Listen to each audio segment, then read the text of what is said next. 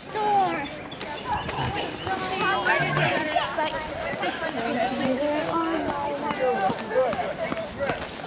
Come on, bud.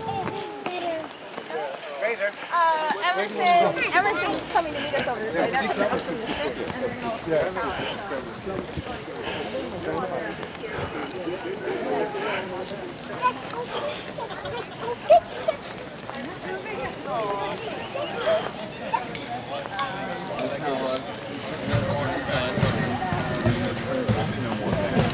We didn't see Philip.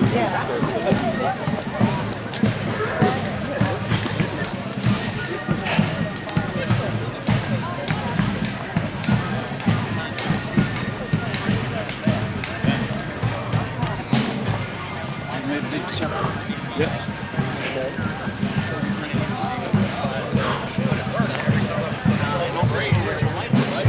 Not only that, we also have some stuff for civilian life. That baby. Oh, so 91? My dad had to take Might have been 92 or 93. So right after. And literally, I Наставление. No. Oh, I was about to say. No. Здравствуйте. Who speaks Russian today? Just a little. Just Yuri. Yuri. Ваше благородие. Over there. Oh, there he is. He's back there. Are you going to demonstrate same way later, no? Maybe. If we're not busy. If we're not busy. Great. So they're very closely related in the way that they operate and also the way that their business was conducted. So when Hiram Maxim partnered with Victor, Добрый день. Пока на минутку хотел. Вроде из пушек стрелять собирались в полдень. Да, вроде Надо добежать. Как вы тут? Мы с вчерашнего дня тут приехали. Хотел внучку взять, может завтра получится. Тут дети. До вечера. А я тут завис опять с греками. У них народу больше. Летом они опять ездили туда.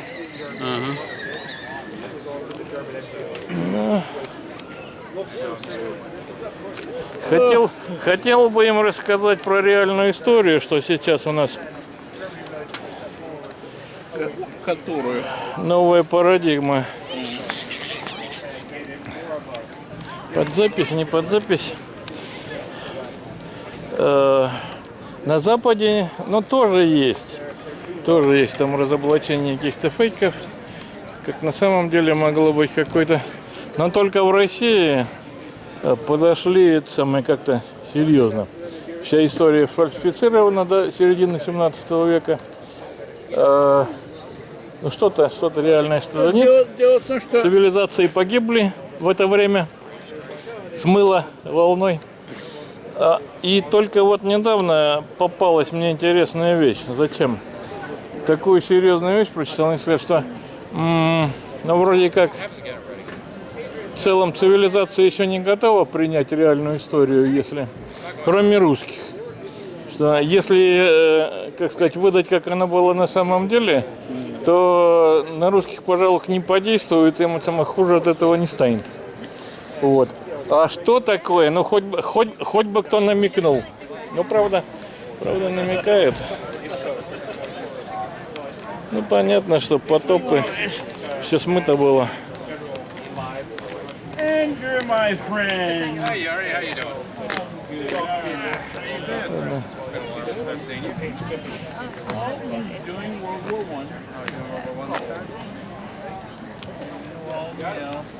I mean, I have my 17th century stuff in the car, but this is what I'm doing today. Ладно, побегу пушку, смотрю, потом буду... Ай!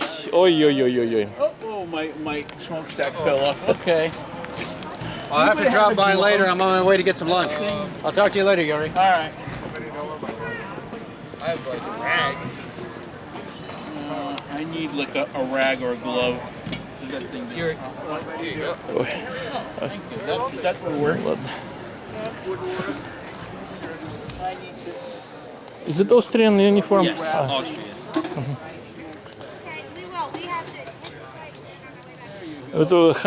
Hungarian was the same at the time, right? Yeah, they were the same. Austria. Well, they're Austria-Hungary. That's the same. Same. Same kind of country. Yeah.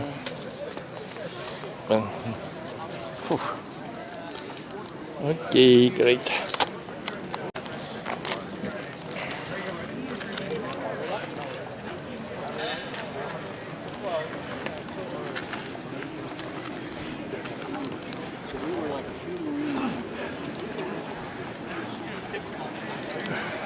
The one that looks like The Cavalier.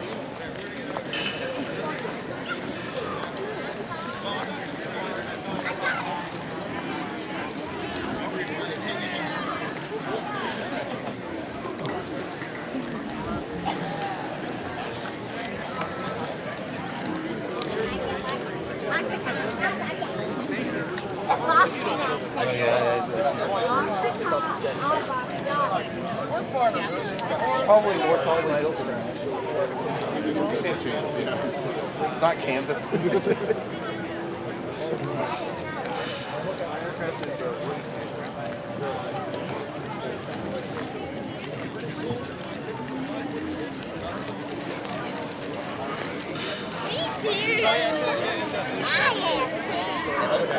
To buy these because they were moving over the big boxy cameras. During World War II, I have it. I have a 1943 a military one. I have 40. I have a 1933.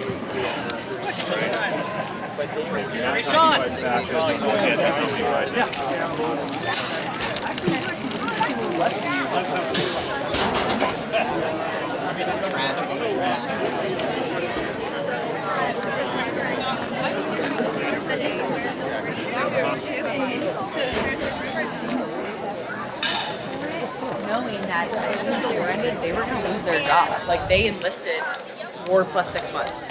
So as soon as the war ended, they knew that they were going to lose. Luckily, the war ended.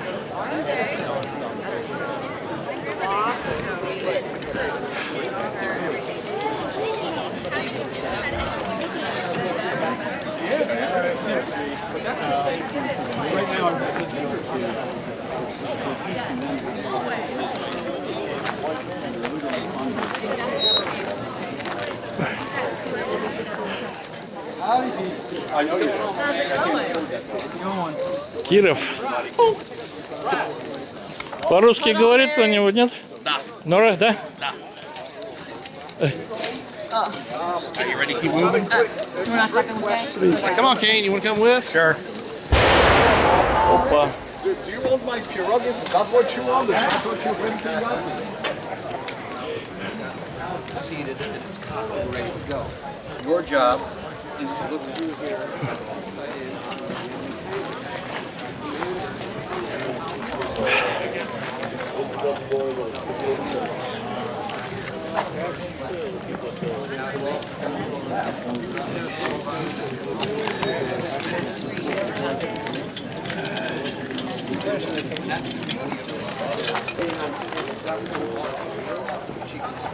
Literally about just 9, big 9.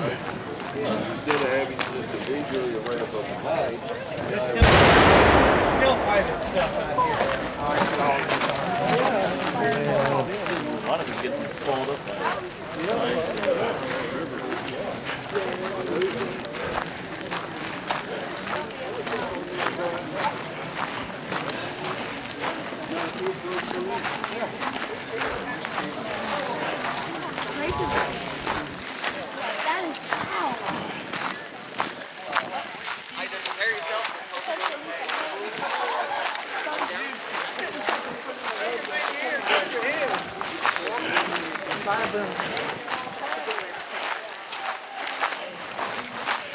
I need to ask Lily just in case we come to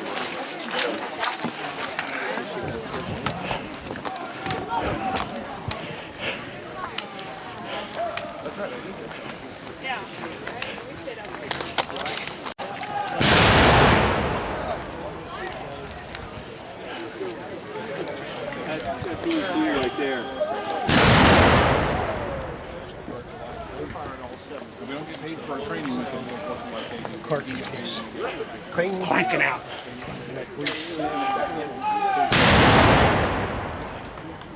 Rounds complete on one.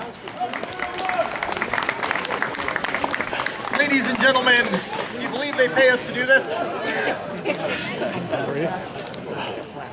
If you would like to be paid to do this too, and are between the ages of 18 and 41, I've got some folks right up the field who would be happy to talk to you. In all seriousness, the Virginia Army National Guard is always looking for good men and women to join our ranks.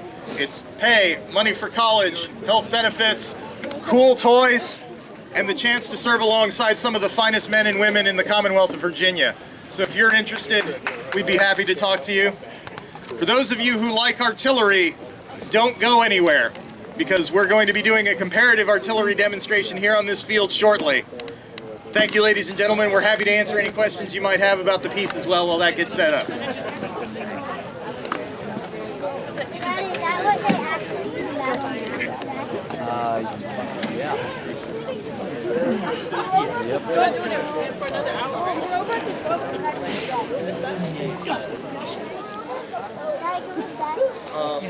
We can go walk around a little bit. They are not there. No, I want to see him shoot the missile. Wait, Daddy, are they shooting the bombs or is it not actually shooting? They shoot. Daddy, is it just making a sound or does it actually shoot? Just making a sound. It doesn't have live.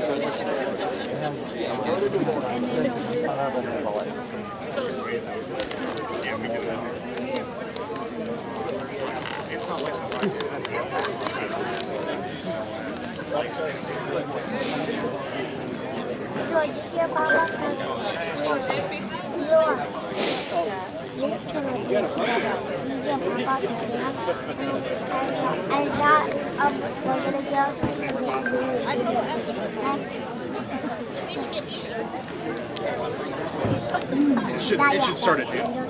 Yeah, so we're not going to move it back. We're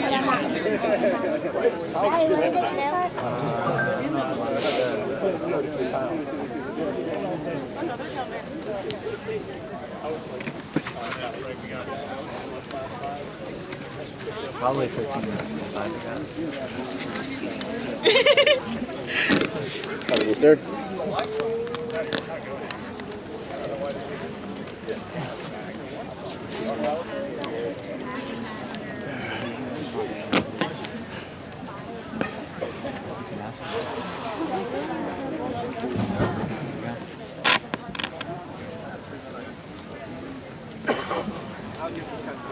Yeah, it's so good. So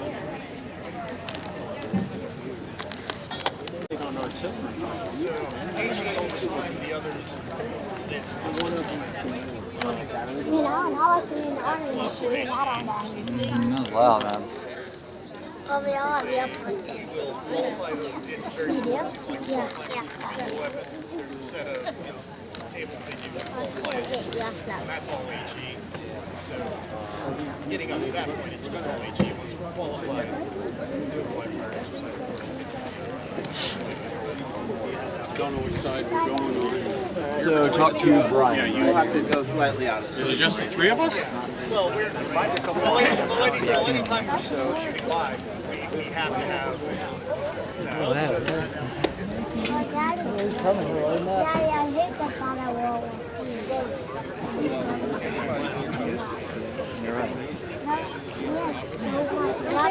Mommy said that they don't show the ones that they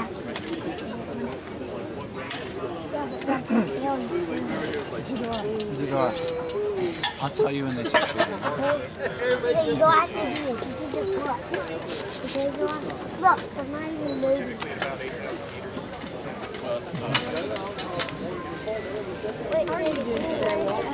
Oh, good. Hi, Mason. Hi. We didn't know you were coming today. Yeah, we didn't know you were coming today until Dad was talking with Holly because they're doing yard work today and they wanted the post pounder and told her where we were and she was like, oh yeah, Joy and her family are going to be up there today.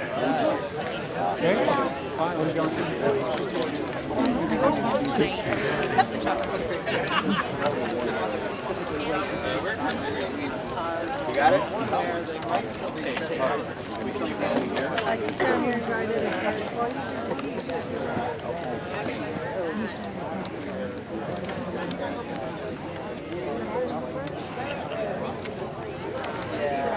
Here, you can hold it.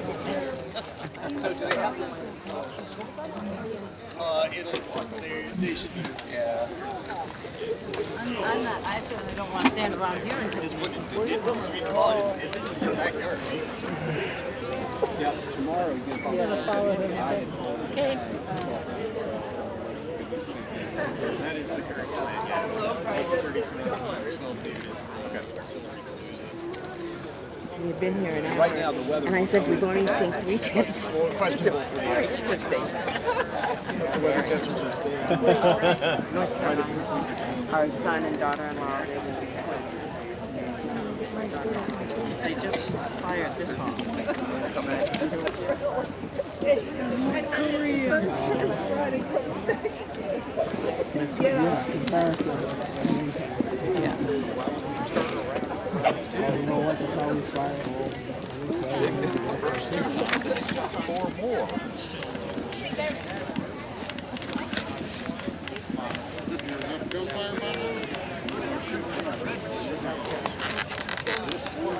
I was just thinking the same thing. But it's not. 5% chance of rain. And then 3 p.m. 57% chance. 4 p.m. Yeah. And what's the, because Cindy said the big thing concern is the wind. Come back.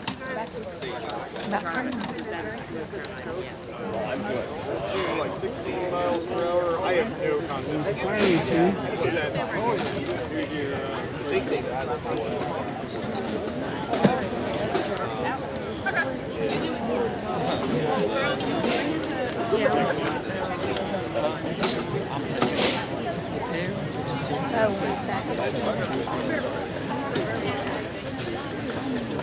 I don't see.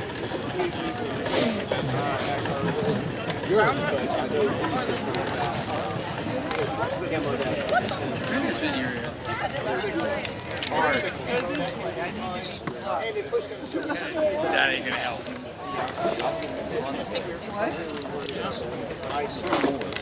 My concern ours is big Well, and also, our dam is full of holes and is heavy. I don't think that's going to be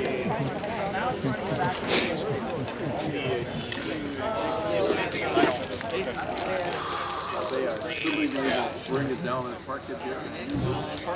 Okay, guys. I'm good. So,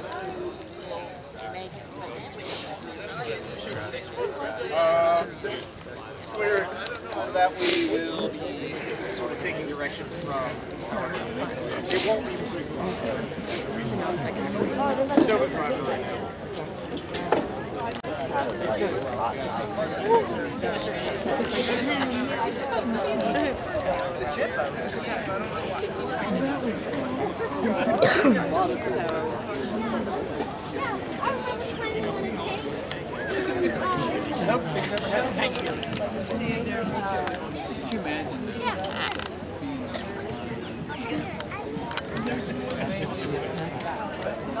no, not currently. She's been thinking back in the past.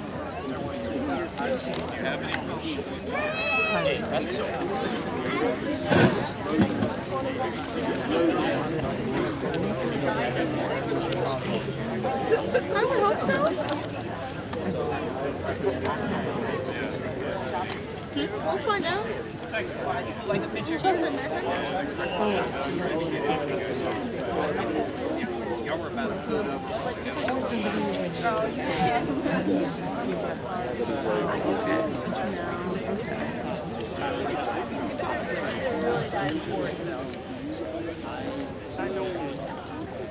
Hey, Daddy, thank you. I ran out. I had other stuff going on this week. Like, don't be killing off. What? You're talking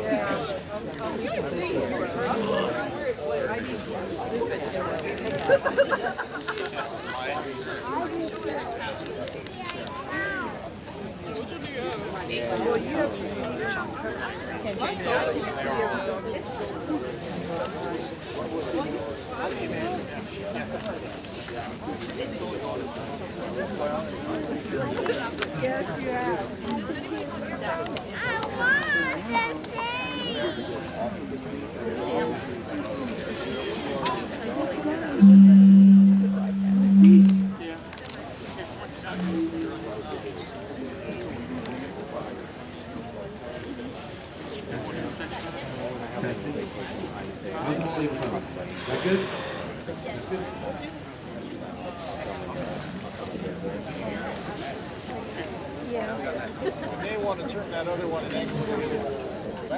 There's nothing coming out of this one. There's nothing coming out of that one? No.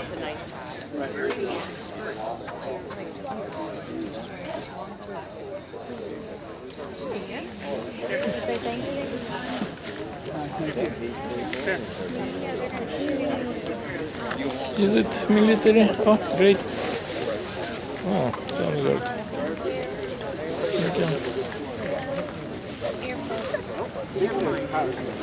Okay.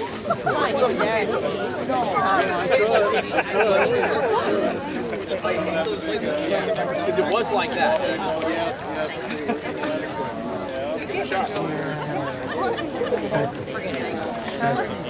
Doesn't make sense. I don't know. When I was teaching, everyone would have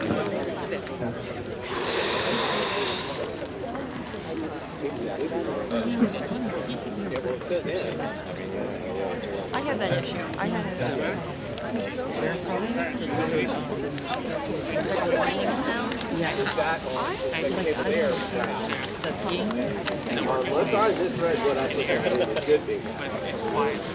Technical difficulty.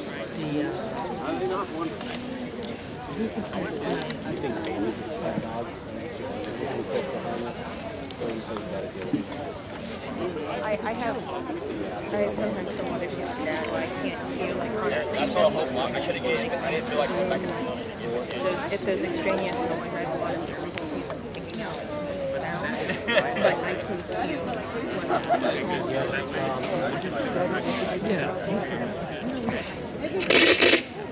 Testing.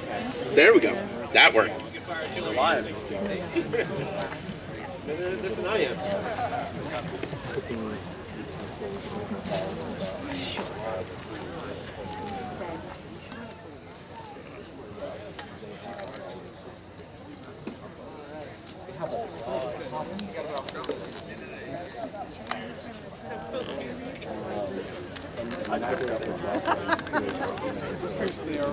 I don't have enough room to...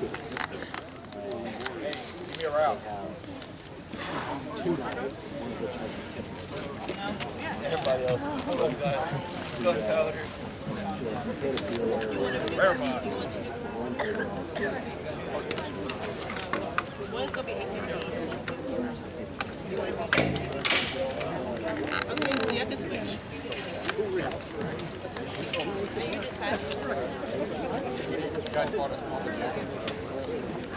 I appreciate it.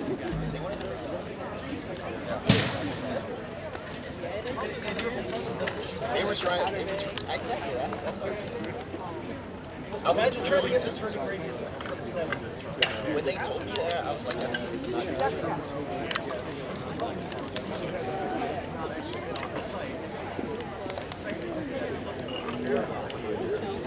no way the LTV is more than the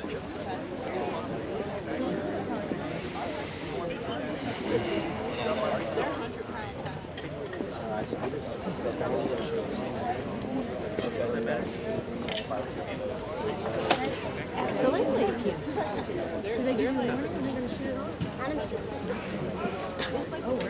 He's going to talk about it, I think, first before they do it. At least it's going to do a water.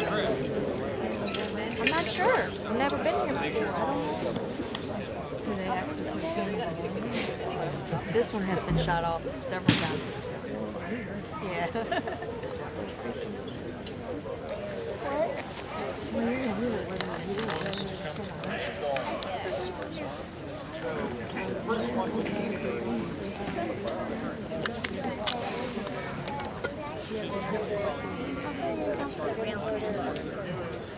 And now the sea peak is our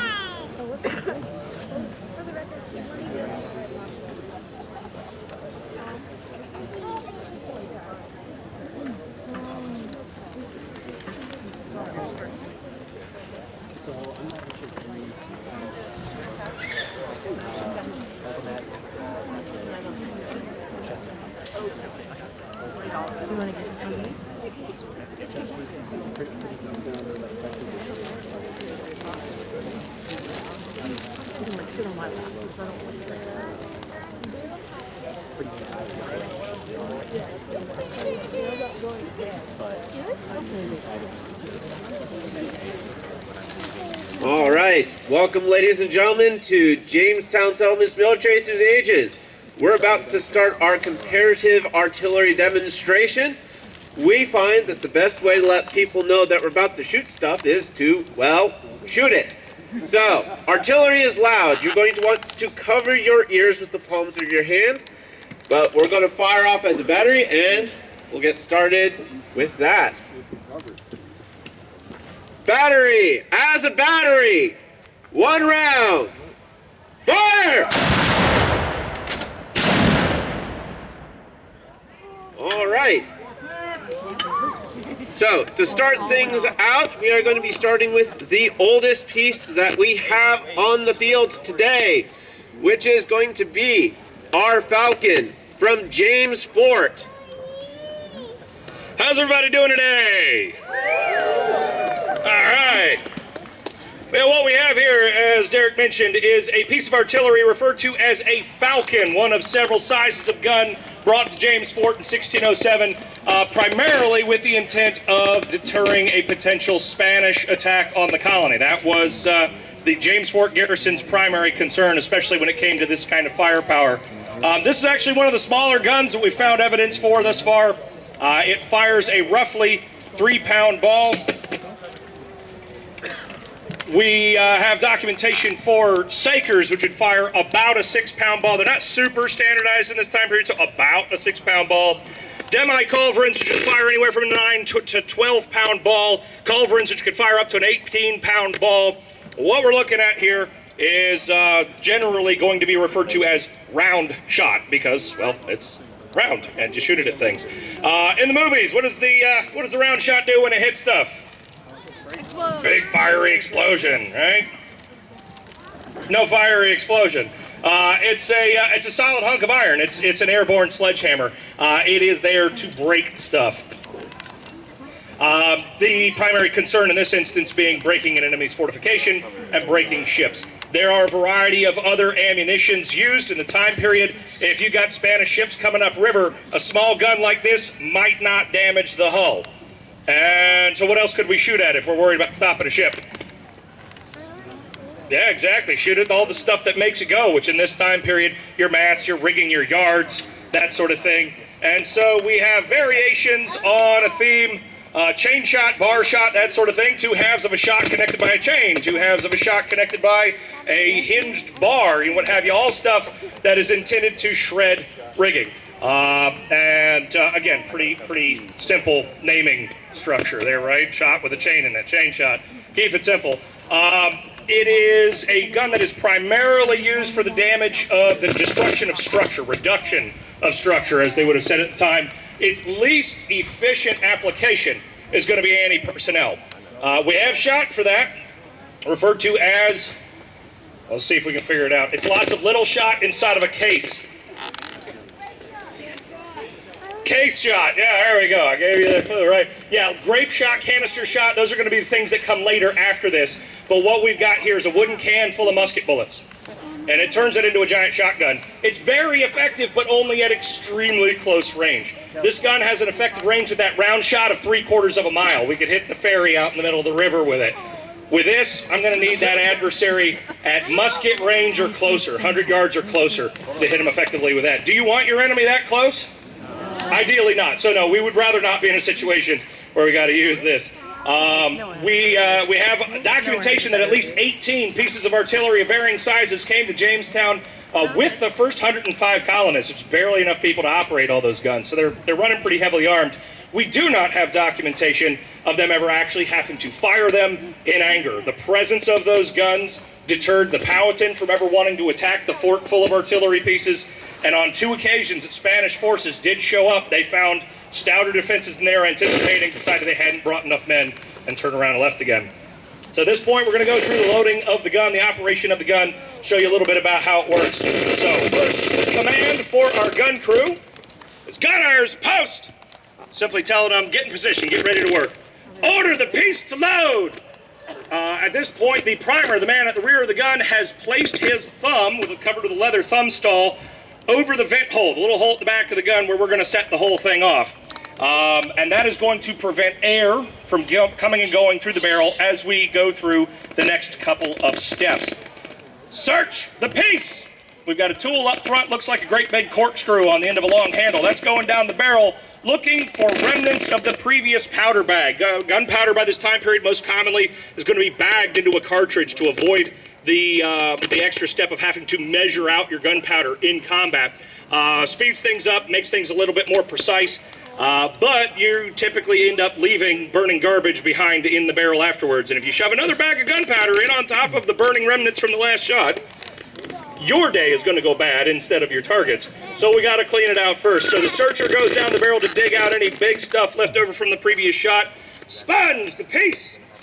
On the other side of the muzzle, we have a tool with a great big sheep's wool sponge on the end of it. It's been dunked in a bucket of water. That's now going down the barrel to swab out any smaller stuff that the searcher may have missed and extinguish any remaining sparks. Who heard the cork coming out of a bottle sound when that sponge came out? Yeah, that's the idea. We don't want that air getting back in behind the sponge. That's why he's tending the vent. From the inside of that barrel, we have now removed fuel and heat and oxygen. What are the 3 things that you absolutely have to have in order for fire to be present? Fuel and heat and oxygen. We've removed all 3. So is there any way that fire still exists inside of that barrel now? No. Is it now 100% safe to shove another bag of gunpowder down the barrel? No. Let's find out. Handle the charge! Advance the charge! Charge! Peace! For the gun, you don't want to put a whole bunch of explosive stuff right up next to where you're causing a bunch of explosions. It's going to be carried up to the gun one shot at a time, placed into the barrel. The other end of the sponge has a wooden ram on it, and so that has been used to push that charge down the barrel and seat it against the breech of the gun. We would then normally put the shot in on top of it, whichever shot is deemed necessary for the target. We're going to skip the shot today. They don't actually like it when we shoot at the ferry, so just the gunpowder today. Next step, pick and prime. A brass pick is put down the vent hole at the back of the gun to break open that powder charge inside of the gun. Loose gunpowder is then going to be used to fill that vent hole to create a fuse, essentially, to connect that charge to the outside of the gun. Another step we are skipping here is you having to watch me do math for a couple of minutes to figure out what angle that barrel needs to be at to hit whatever we're trying to hit up to 3/4 of a mile away. I don't think you watching me struggle through trigonometry is all that exciting, so we're going to skip that part today. But at this point, the gun is ready to go. All we've got to do is ignite that gunpowder, and for that we have a tool called a linstock. That's our final man off to the side there. That is carrying a length of burning cord called slow match. When the command is given, he is going to touch that burning cord to that gunpowder. And if all goes well, we should get a big boom. So again, if you don't care for loud noises, you may wish to cover your ears. Super hard.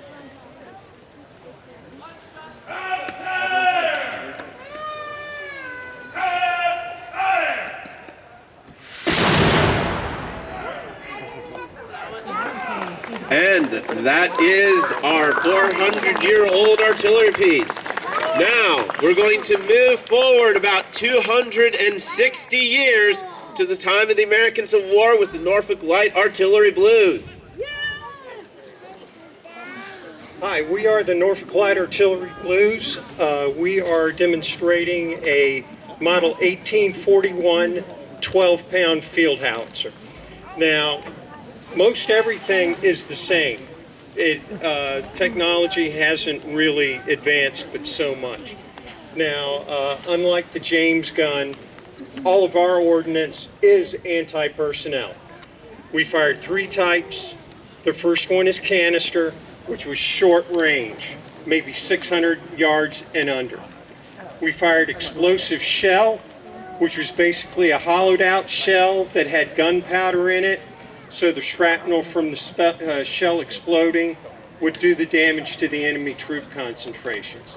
The third is case shot, just another hollowed out shell filled with musket balls and other kinds of ball bearings, and when that one would explode over the enemy, that would do just a little bit more damage. This is actually considered a short-range weapon. The maximum range was maybe about a mile. Both armies actually tried to eliminate these from service, but they did need to keep some of them because they were just so effective at short-range work. This was not designed, as I said, for distance. It was designed more to lob shells in from higher trajectories. They wanted to be able to get at troop concentrations that were behind the walls of a fixed fortification, for example. It was much easier to time a shell to go off above them with this kind of weapon than it was for, say, a 12-pounder Napoleon. But and one other thing. The biggest advantage that we have now with this piece is a friction primer. The friction primer, which was just a brass tube with a wire sticking out of it, that's what would set the cannon off. That allowed us to shoot in all kinds of weather. Rain, sleet, and snow, everything. Their weapon over there, it was basically black powder on top, and it was very difficult to shoot in adverse circumstances. But with that, let me go ahead and demonstrate this for you. Load, shell, 1,000 yards.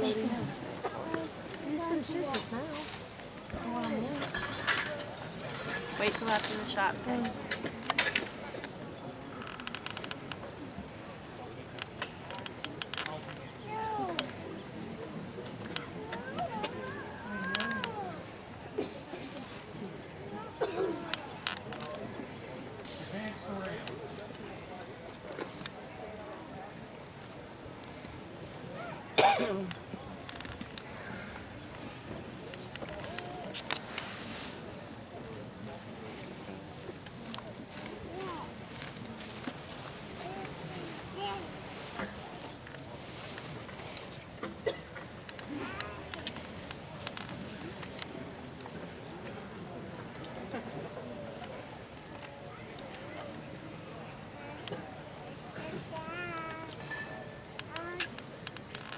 Ready.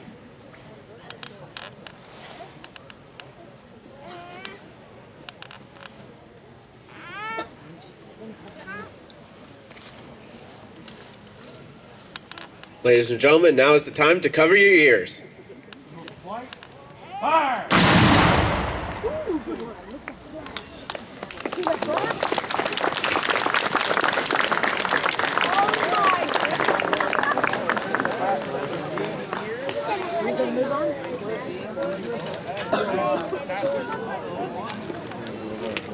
I think you might have lost your mic.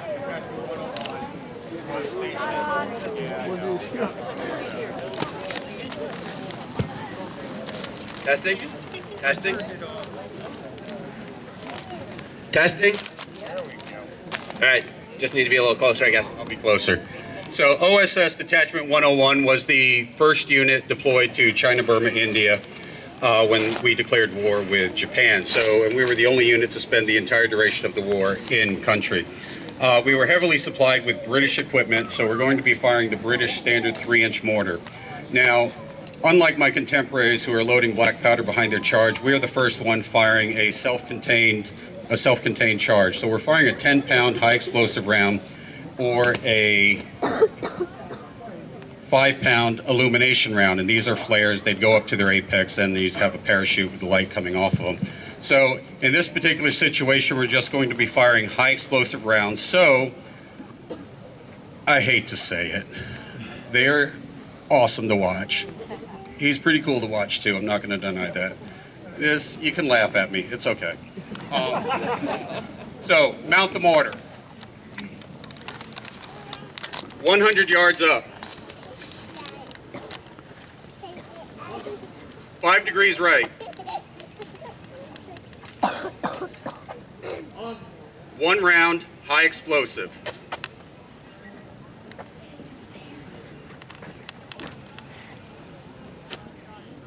Fire.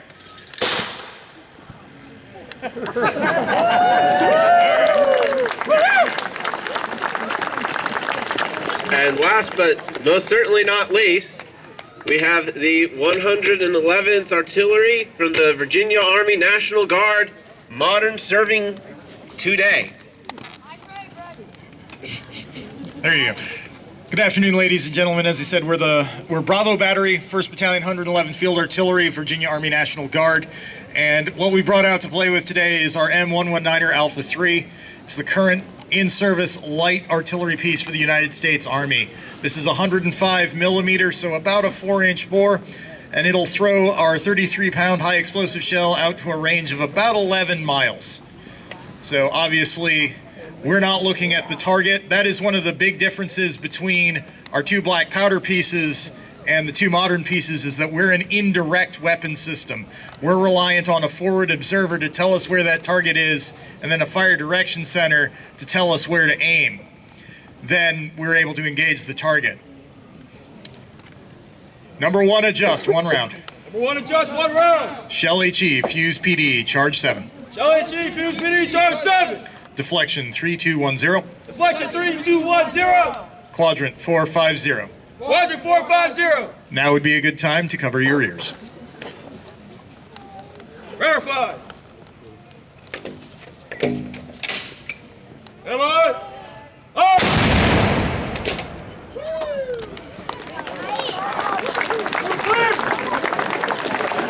Alrighty.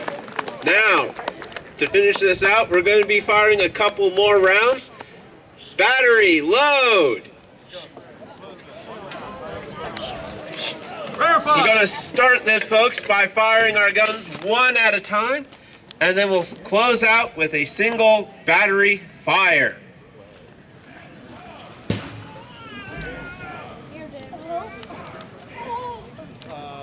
You may have noticed some of our pieces are already ready to go.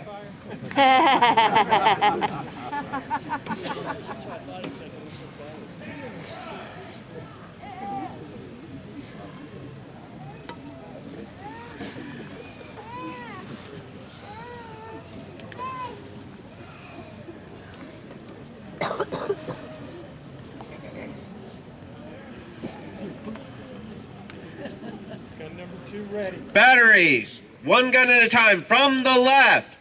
Commence fire.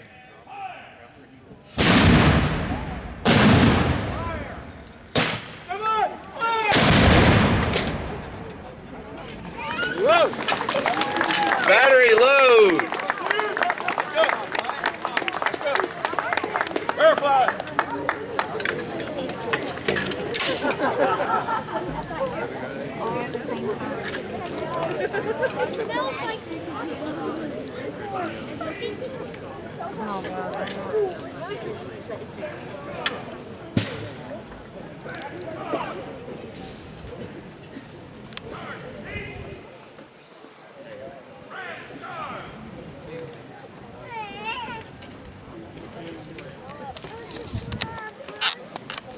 And ladies and gentlemen, following this round, we'll be ending the controlled portion of this demonstration, but we've always found that it is easier to expend ammunition than to return it. So any pieces that have additional rounds that they wish to fire are going to do so. Battery, as a battery, fire!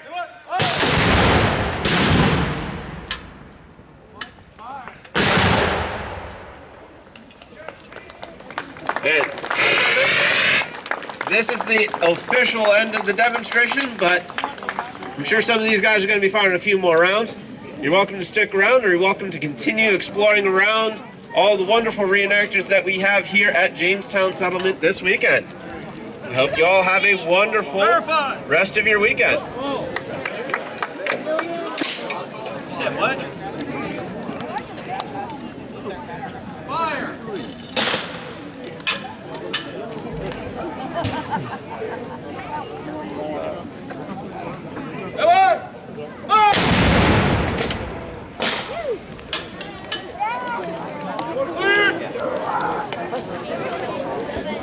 We heard them all. That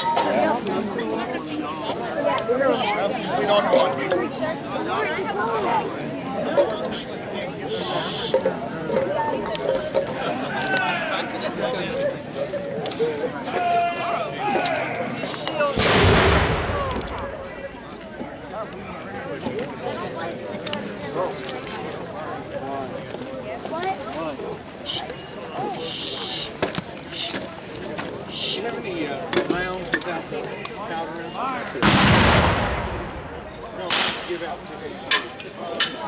We do have one of the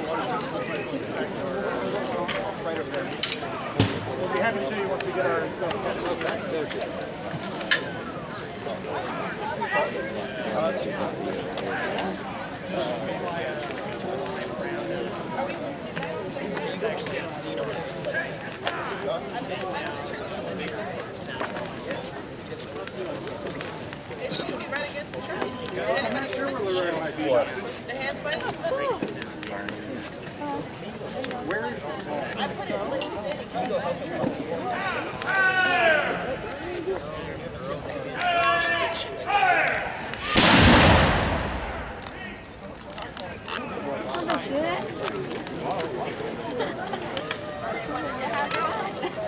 Not often they get to wheel that gun up like that.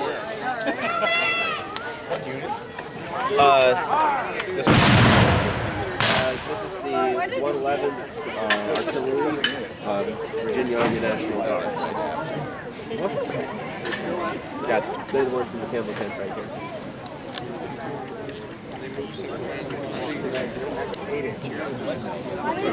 I'm not sure if you have the space to do that. It'd be really cool, though. Well, what do you guys think?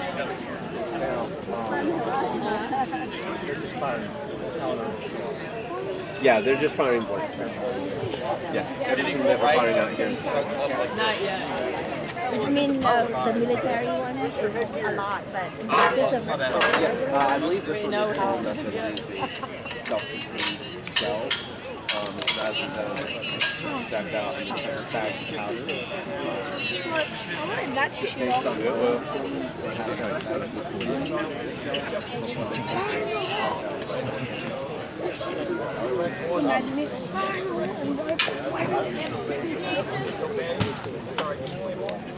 UCMJ.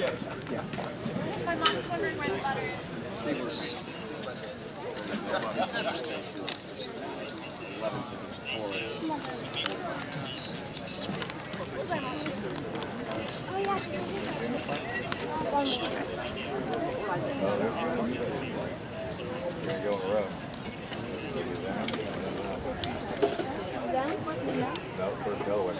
The far end there. So it's a type of weapon known as falcon. During the 17th century, they don't really have legislation. Falcons fire about a certain but it's a very common style. I mean,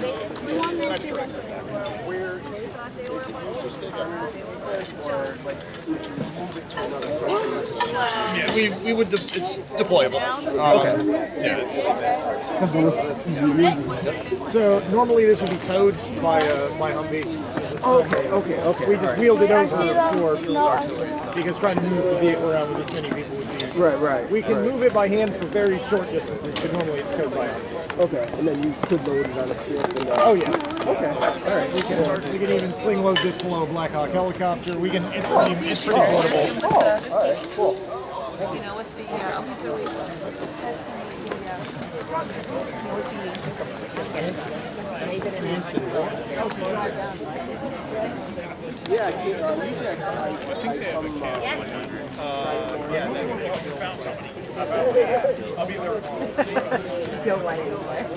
They don't even make cans.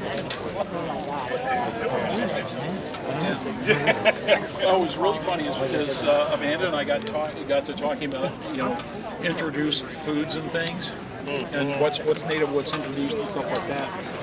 And then we got talking about the people, those sharecroppers that bought Smith's Fork, right, and started raising pigs and peanuts. Because of course, tobacco destroys the land. Yep.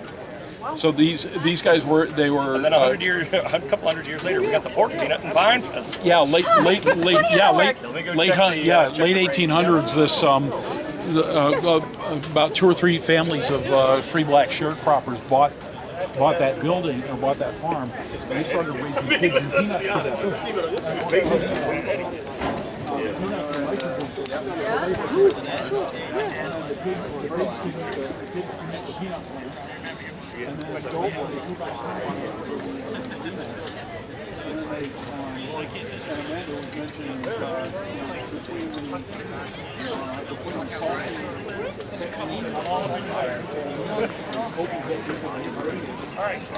But they wound up with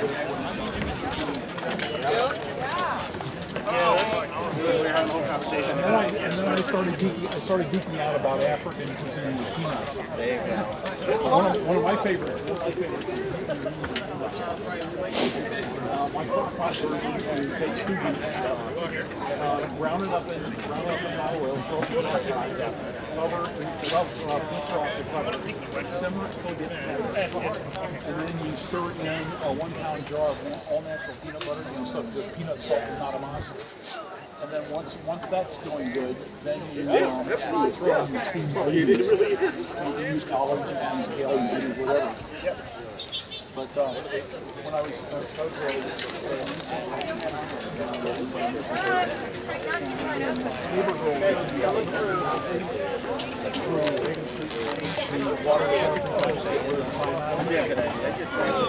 but I had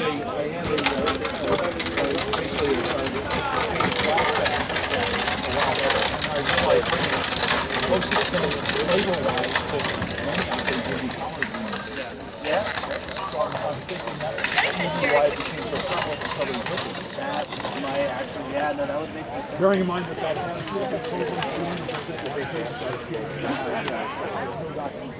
Great, no business. So, yeah, no kidding. Exactly. So now.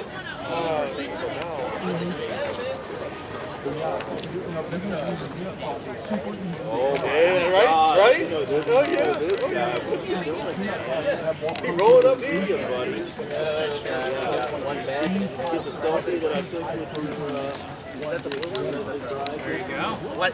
Serve it over rice balls. Okay, so so I always classify them as a blue, white. Ah, okay. They decided not to take the gun all the way back up. Good thing.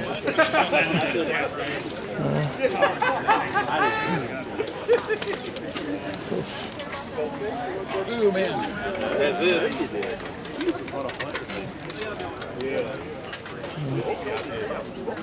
Okay, great.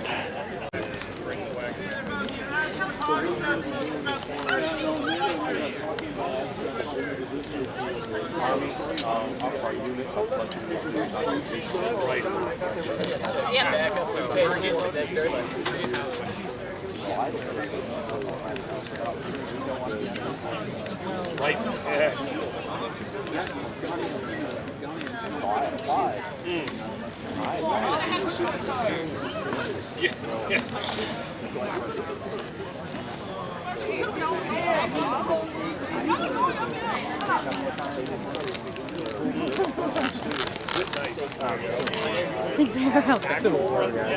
Here we go.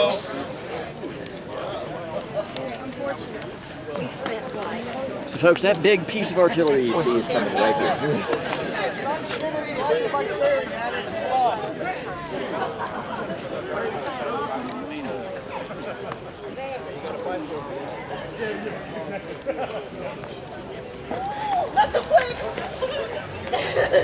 Look where you going, sir. supposed to guide.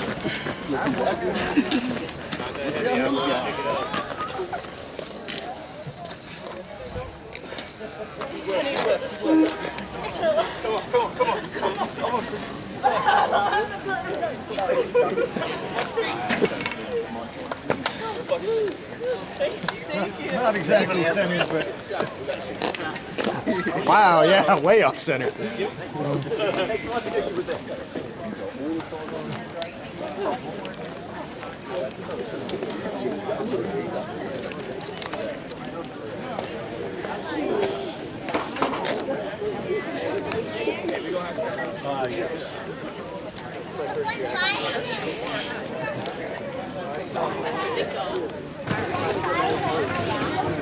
Picture with it? Alright. This big dog. You stand next to the big dog. You're welcome. Come on, let's go see if we can find something.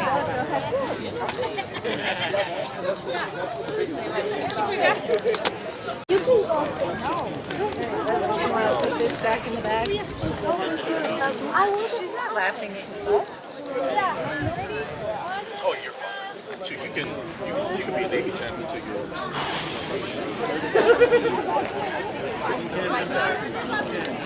Do you guys different? Do you have any like different color? Different color? Yeah. We have coyote color. Can I have that instead? Yeah. Wait, you take that? You sure? Can I get one? Yes, sir. Oh, Yes, sir. Yes, you can. what color? There you go. Matches. Yes, sir.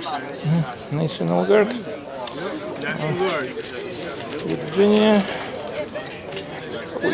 Great.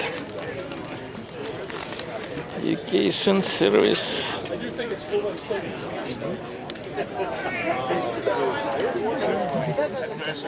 Yeah, good one. Lots to see today.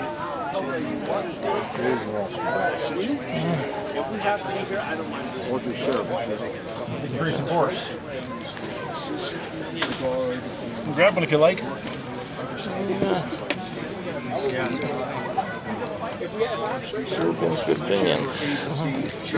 Virginia has Department of Water Management that sort of oversees all those agencies work together and they come together in an emergency. And of course the Guards are represented, you're represented, and we work together to restore normalcy in a situation. And that's part of what we do. So it's very satisfying and rewarding to do that.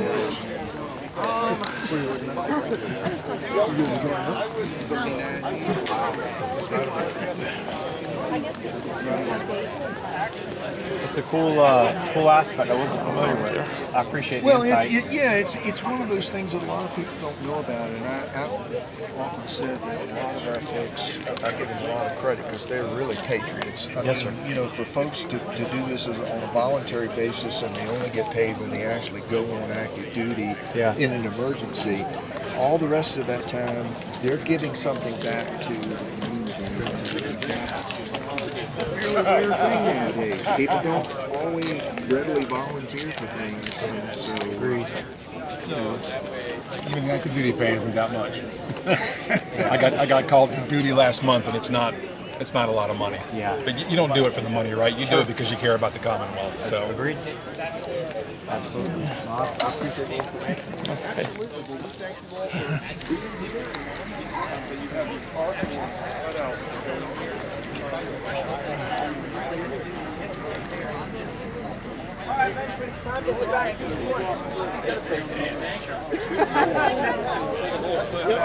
Thank you. Raul, you lead the way, kiddo. Whenever we come back, do you see the rest over here? Whatever your folks say, absolutely. Where are they though? They're still back. No, you're good. I'm just making sure I can.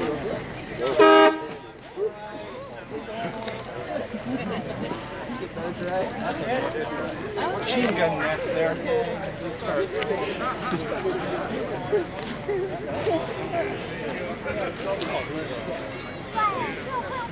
One sec, I want to do this after the cadets.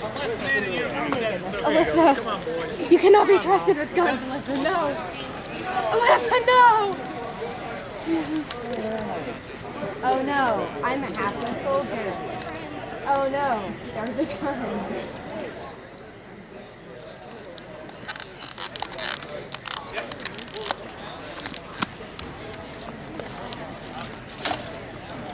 Oh no, whatever will I do? Probably die.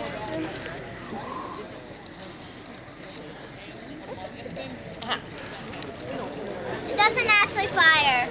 Oh no, trust me, I know, trust me, I know. It better not. Do you know what that mechanism right there is called? This mechanism here is called the traversing and elevation mechanism.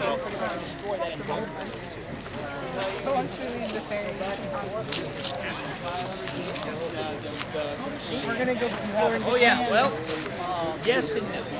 It depends on how big the bullets are. Typically for like a gun like that gun right there, yeah, I could go through it. It'd probably bounce off. But if you're shooting at it with something like this, it probably would go through. But the Germans didn't have these. We have.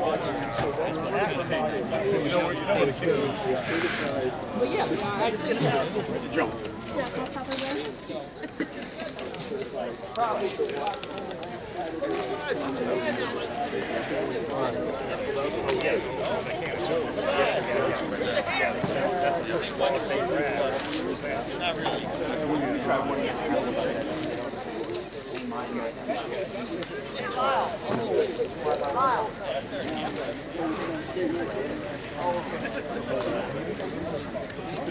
I wonder why.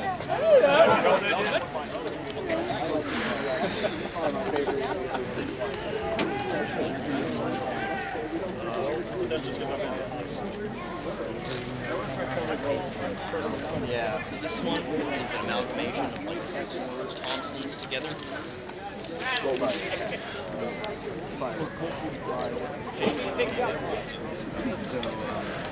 Slightly further than the amount of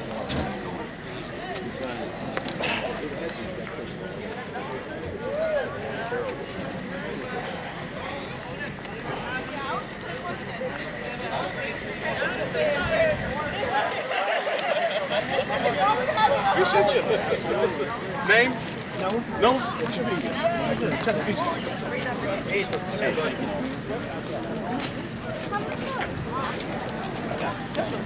Because it's the Nomex firefighter. Oh, is that it? Over here.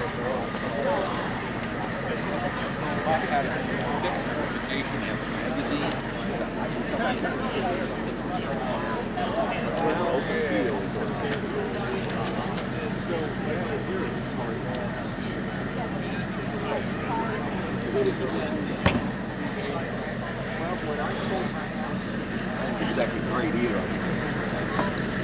My last combat ship was an aircraft carrier.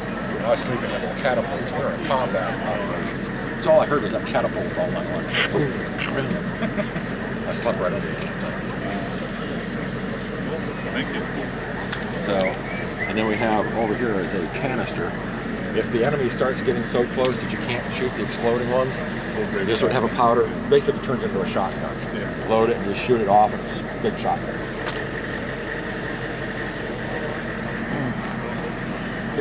But there's other stuff for the logistics. Yeah.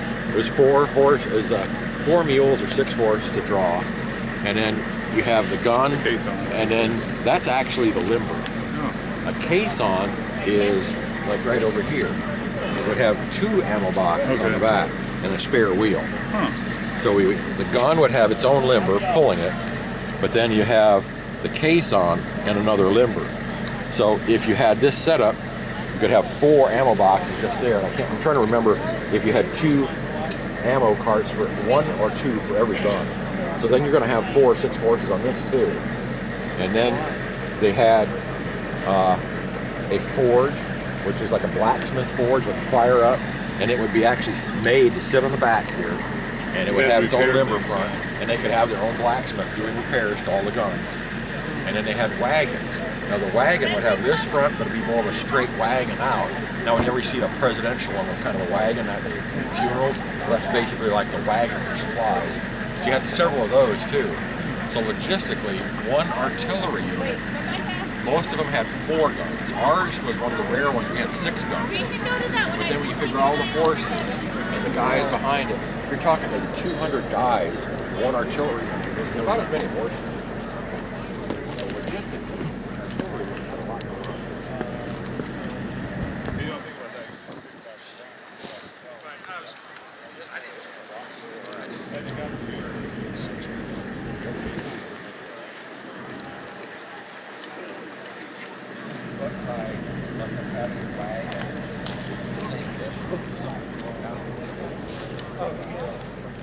Mommy, come here, you're gonna love this.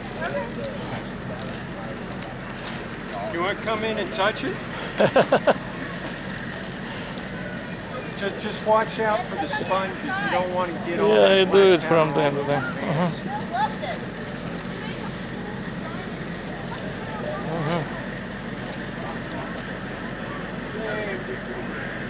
Yeah, we did.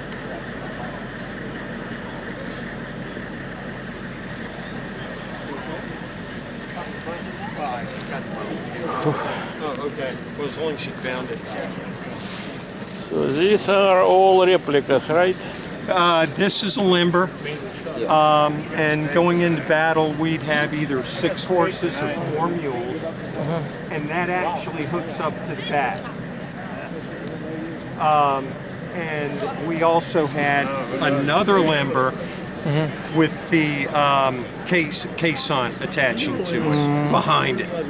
So with, again, 6 horses or 4 mules. But these are all reproductions.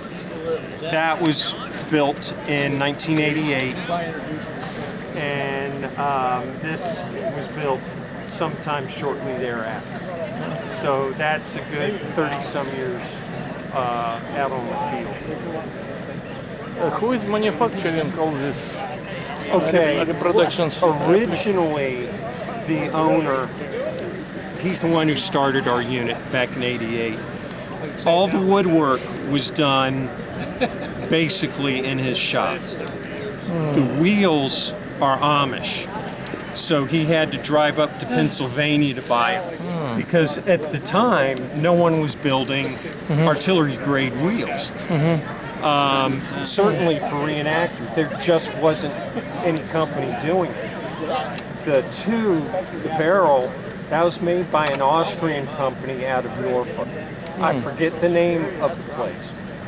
But they, at the time, were building cannon barrels for the U.S. Navy. And our founder, he worked there. And it was kind of funny. See, a field howitzer has a smaller chamber in the back.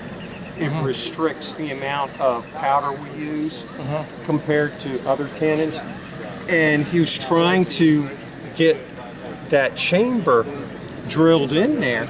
It's supposed to have a flat surface in the back, and the Austrian was like, no, it can't be done like that. It can't be done. And Richard goes, well, if he can't do it, well, that Austrian took that as a challenge. So he took his brand new $1,000 drill bit, broke the tip off. So it cut it nice and flat. The vent hole on the top, it's supposed to have a 5-degree slant to it towards the back. And the Austrian wanted to put it straight in. And Richard's like, well, the plans say 5 degrees. He says, no. It's got to be this way. Well, Richard goes, well, if you can't do it, well, the Austrian took that as a challenge. And guess what? It's 5 degrees. But it's kind of fun. It was funny listening to him when he recount the stories about it. But it's heat-treated steel. It'll outlive all of us. It's good and strong. And like I say, it's been on the field over 30 years. And you know, it'll be here a lot longer. It'll outlast all of us put together. Do you take part in reenactments like Gettysburg? Yes, we did. I probably saw you there multiple times. We've been up to Gettysburg for a couple of events. We've gone down to Georgia for events,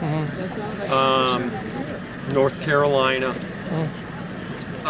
and most of our events right now are in Virginia. Now we're supposed to go to West Virginia for an event in August, I think it is. And so that's going to be the farthest we go this year. But yeah, it's like have gun, we'll travel. There are many reenactors group, artillery groups. You know, how many replicas exist? How many cannons? Like these? In the US, you know, hundreds, thousands? Several hundred. Because we've had 100 guns just on one side up at at Gettysburg we had 97 guns just on the Confederate side for the 150th, I think it was.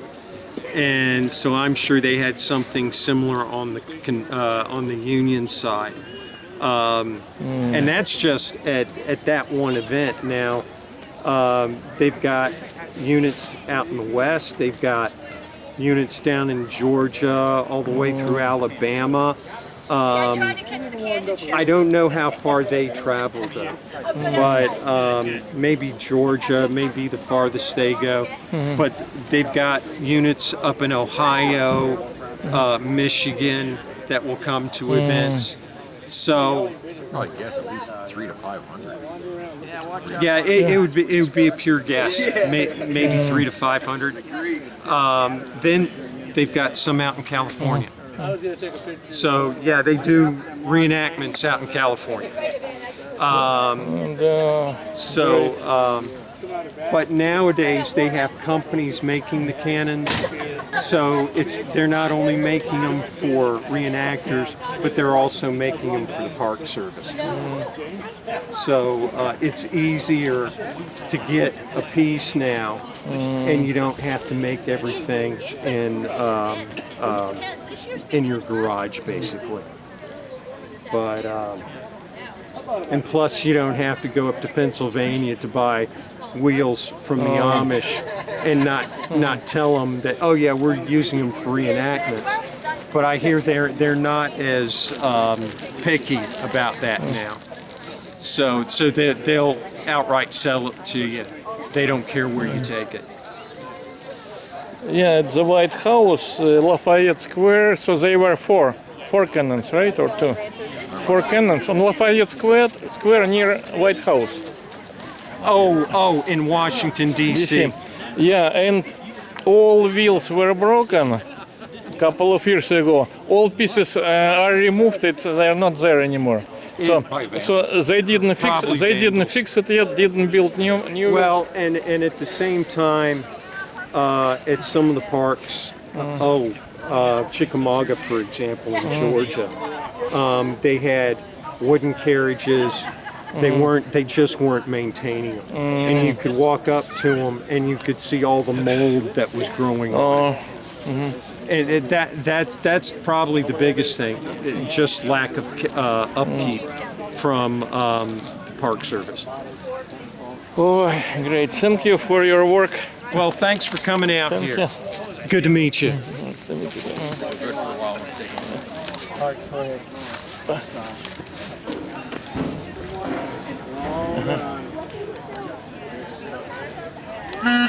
It was empty. What do you mean?